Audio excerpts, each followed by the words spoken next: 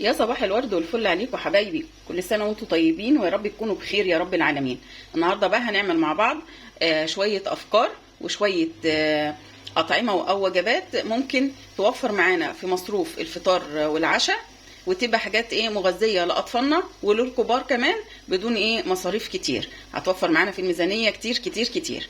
أول الحاجات ديت البليلة. معايا قمح جبته نقيته كويس جدا جدا جدا، حبايه فيها حاجه سمراء، حبايه مسوسه، حبايه فيها حاجه مش مظبوطه. نقيته كويس، غسلته غسله نظيفه جدا لغايه ما الميه بتاعته بقت شفافه ونقعمل بالليل. انا النهارده بكلمكم تاني يوم بعد ما نقعته بالليل، وهبدا بقى احطه على النار. هولع عليه على النار لغايه ما يبدا يستوي ويفشر معايا. يفشر بصي تلاقي فتحت معاكي، فيبقى كده استوى معانا. يلا نروح على البوتاجاز كده يا حبايبي. بسم الله ما شاء الله تبارك الرحمن. شايفين البليله بتاعتي ما حطيت لهاش ولا ضفت لها اي شيء يكون، ولا بقى رز زي ما بيضيفوا ولا اي حاجه.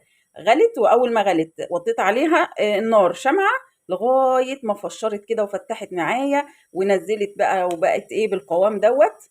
بصي زي اللي انت بتجيبيها من بره، بس طبعا انضف. هسيبها بقى تبرد وهعبيها في الاكياس حسب الوجبه، وجبات صغيره علشان الكيس اللي تطلعيه يبقى على قد الطبق لابنك او ليكي او لاي حد في البيت. كده يا حبايبي ما شاء الله تبارك الرحمن. خلاص جهزت البليله بتاعتي في الاكياس اهو زي ما انتم شايفين. هتجيبي بقى الكيس، هتبداي تفكيه، تسخنيه بصي، وتحطي شويه لبن صغيرين للي بيحب باللبن، واللي ما بيحبش باللبن هيشربه كده، وتحلي بقى بسكر، تحلي بعسل. شايفين البليله؟ شايفين اللون تحفه ازاي وجميله ازاي وحاجه نظيفه بقى. ابنك جعان، بنتك جعانه، انت جعانه. ما تقوليليش بقى اندومي والكلام الفاضي ده اللي بيجيب المرض. طبق بليله زي دوت مفيد جدا جدا جدا وصحي جدا جدا، احسن من مليون اندومي. هنحطها بقى في الفريزر، ووقت ما انت محتاجه هتسحبي تسخني، تضيفي لبن، تضيفي عسل، تضيفي سكر براحتك. ده يا حبايبي بقى احلى فطار تفطري بيه، طبق البليله السخن الجميل. عندك اي مكسرات حطي، ما عندكيش تمام، معلقه عسل هيبقى زي الفل، مع نص كوبايه لبن. حاجه كده مغذيه جدا جدا ليكي لاطفالك وصحيه جدا. حاجه معانا، انا معايا بتنجان عروس. كميه بقى اللي تناسبك، يعني ممكن تعملي كيلو 2 كيلو. هنخليهم ونحطهم في علبه ونحطهم في التلاجة، في اي وقت بقى في الفطار تسحبي منه جنب اي طبق فول او اي حاجه في الغدا. موفر جدا وحلو جدا في البيت. ده كده يا حبايبي تاني حاجه معايا.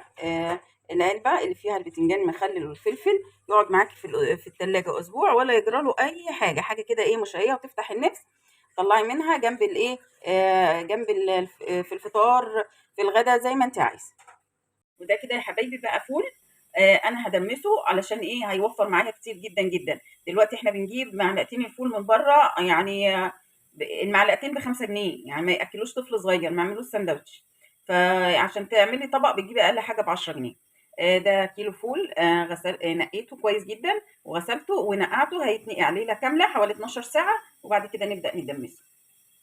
كده يا حبايبي الفول بتاعي بعد ما نقعته حوالي 12 ساعة.